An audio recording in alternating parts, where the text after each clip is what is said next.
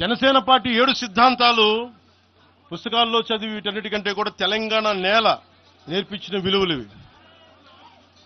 వీటి కోసం మేము నిలబడే ఉన్నాం. ఇవేదో పుస్తకాల్లో రూపొందించిన సిద్ధాంతాలు కావి. తెలంగాణలో మేము చూసిన సామాజిక వాస్తవాల నుంచి పుట్టిన సిద్ధాంతాలు ఇవి. ఉస్మానియాలో 2009లో ఆ రోజు గద్దరన్న పక్కనే ఉన్నాడు. ఆ రోజు ఇట్లాగే ఇబ్బంది కలిగిస్తా ఉంటే ఒకటే అన్నాడు గద్దరన్న, అరే తమ్మి నువ్వు మాట్లాడరా, ఎవరు వస్తారు నేను చూసుకుంటానని చెప్పి. ఒకటే చెప్తా ఉన్నాను, ప్రాంతీయ తెలంగాణ ఆవిర్భావాన్ని, తెలంగాణ రాష్ట్ర ప్రయోజనాల్ని, తెలంగాణ రాష్ట్రాన్ని ఏ రోజు కూడా జనసేన అగౌరవపరచలేదు. గుండెల్లో పెట్టుకుంటుంది జనసేన. అలాగే ప్రాంతీయతను మేము గౌరవిస్తాం. అదే ప్రాంతీయత పేరుతోటి జాతీయవాదాన్ని బలహీనపరిస్తే జనసేన ఎప్పటికీ అంగీకరించదు. మేము దానికోసం కొట్లాడతాం, నిలబడతాం. ఇది మీరు ఇలా మాట్లాడితే రేపు పొద్దున ఎక్కడ దాకా పోతాయంటే,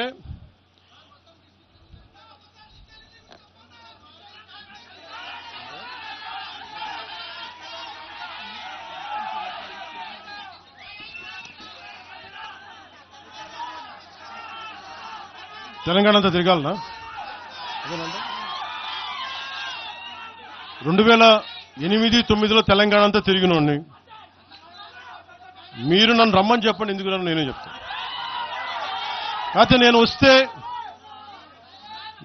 నాకు భయాలు లేవు. గొడవలు పెట్టడానికైతే నేను రాను, సమస్యలు పోరాటానికి అయితే నేను వస్తాను. మీరు చెప్పండి ఎక్కడికి రమ్మంటారు అక్కడికి వస్తాను నేను. మీరు ఈ రోజున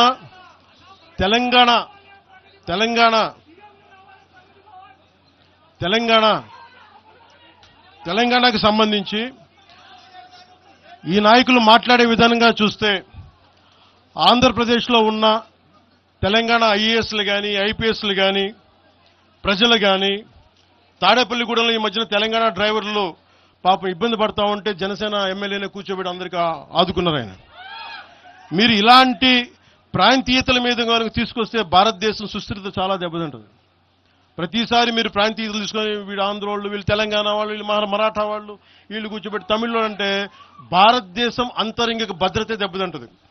మీరు ఇలాంటి మాటలు మాట్లాడితే భారతదేశం ఉగ్రవాదం కంటే కూడా ఇది చాలా డేంజరస్. కూర్చోబెట్టి ఎక్కడ దాకా మాట్లాడాలి ప్రాంతీయత గురించి చాలా చాలా జాగ్రత్తగా ఉండాలి. ఇలాగే మీరు కూర్చోబెట్టి మాట్లాడితే మటుకు ఆఫీసర్లు ఎవరు పనిచేయలేరు. ఇక్కడున్న జర్నలిస్టులు అడగండి, ఒక్కొక్కరు ఏ ప్రాంతాల నుంచి వచ్చారు, ఎంతమంది ఆంధ్ర వాళ్ళు, ఎంతమంది తెలుగు వాళ్ళు, ఎంతమంది పత్రికాధిపతులు ఆంధ్ర వాళ్ళు, ఎంతమంది పత్రికాధిపతులు తెలంగాణ వాళ్ళు, ఎంతమంది పత్రికాధిపతులు వేరే రాష్ట్రాల నుంచి వచ్చారు. మీరు మాట్లాడిన ఒకసారి. ఇలా మాట్లాడాలంటే ప్రతిదీ మాట్లాడతాం, కానీ ఎటెళ్తా దేశం? ఎంతకాలం భయపడతారు? ఎంతకాలం విచక్షణ, ఎంతకాలంతో విభజిస్తారు మీరు? తెలంగాణను వ్యతిరేకించింది ఎవరు? సిపిఎం వ్యతిరేకించింది. సిపిఎం గురించి మీరు ఎందుకు మాట్లాడరు? ఎంఐఎం వ్యతిరేకించింది తెలంగాణ విభజన, వాళ్ళు ఎందుకు మాట్లాడరు? నోరు తెరవని జనసేన గురించి మీరు టార్గెట్ చేస్తారు. మేము భయపడతామన్నా? నేను పార్టీ పెట్టాను అంటే చచ్చిపోవడానికి సిద్ధపడే పార్టీ పెట్టాం.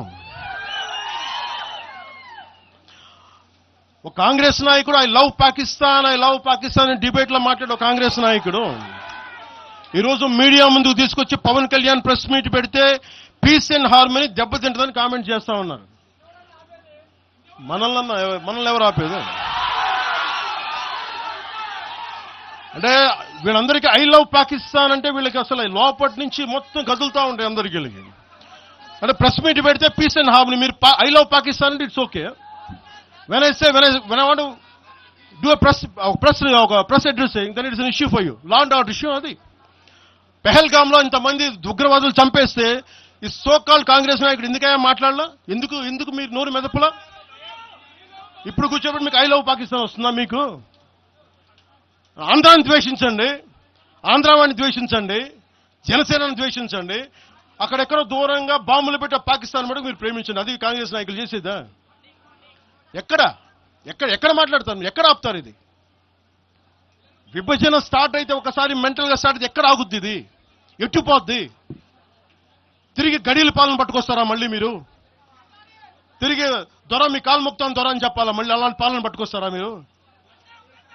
ఒక్కసారి ఇక్కడ ఆంధ్ర పవన్ కళ్యాణ్ ఇవన్నీ జనసేనని కాదు, ఒకసారి భయపెట్టడం నాలాంటి వాడినే భయపెడితే నాలాంటోడి తోటలోకి వస్తే ప్రతి ఒక్కరి ఇంటి లోపలికి దూరుతారు. ఇది అందుకు ఆపుతున్నా నేను, అందుకు ఆపుతున్నా.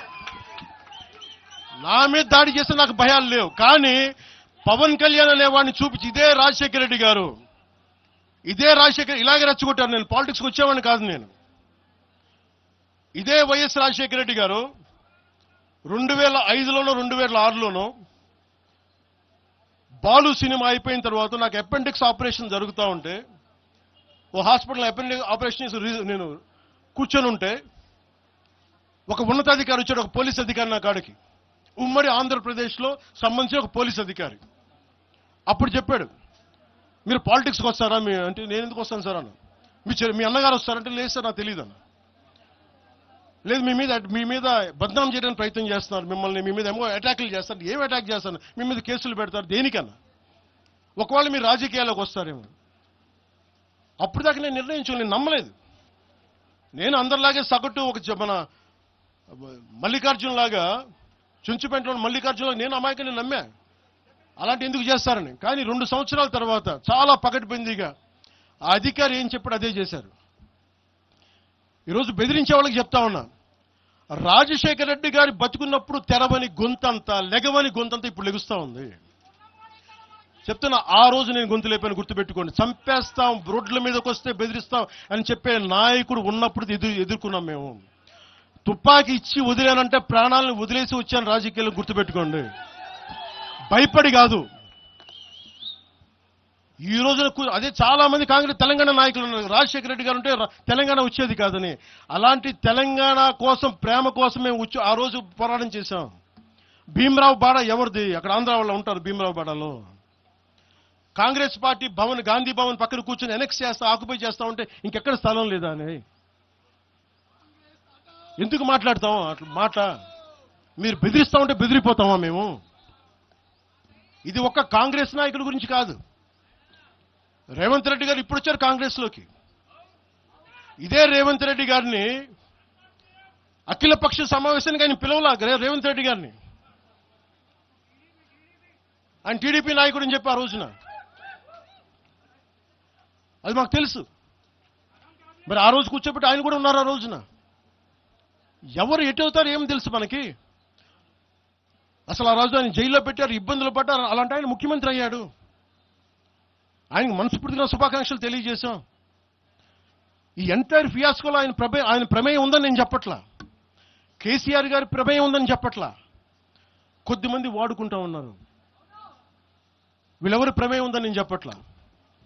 కానీ మీరు ఈ పార్టీల వెనక దాక్కొని, కొన్ని ముసుగుల వెనక దాక్కొని, సోషల్ మీడియా హ్యాండిల్స్ వెనక దాక్కొని చేస్తే పవన్ కళ్యాణ్ కానీ, జనసేన నాయకులు కానీ, జనసేన సాధకులు కానీ ఎవరు భయపడరు. మేము తిరుగుతాం, నిలబడతాం. అలాగే కేంద్ర ప్రభుత్వం కూడా దీని మీద దృష్టి పెట్టాలి. ఇలాంటి వాదనలు దేశమంతా మొదలైతే, తమిళనాడుకు వచ్చి హిందీ గోబ్యాక్ అని, హైదరాబాద్లో మార్వాడి గోబ్యాక్ అని, నార్త్ ఇండియా గోబ్యాక్ అని, తెలంగాణ యాస భాషలో హిందుస్థానీ ఉంటుంది, హిందుస్థానీ. అలాంటి తెలంగాణలో కూడా హిందీ ఉండకూడదని మాట్లాడుతూ ఉంటే భావాలు ఎటుపోతా ఉన్నాయి. దేశాన్ని విచ్ఛిన్నం చేసే భావాలు కాదా? భారతదేశం అంతా ఒకటి కాదా? ఇలాగే అమిత్ షా గారిని కూడా ఇలాగే అన్నారు, బెంగాల్కి వస్తే తరివేస్తాం అని చెప్పారు టీఎంసీ నాయకులు మాట్లాడేది వేరు, ప్రజలు మాట్లాడేది వేరు. టీఎంసీ నాయకులు మాట్లాడితే తన్ని ప్రజలు వాళ్ళని తగిలేశారు. రోజు ఇలా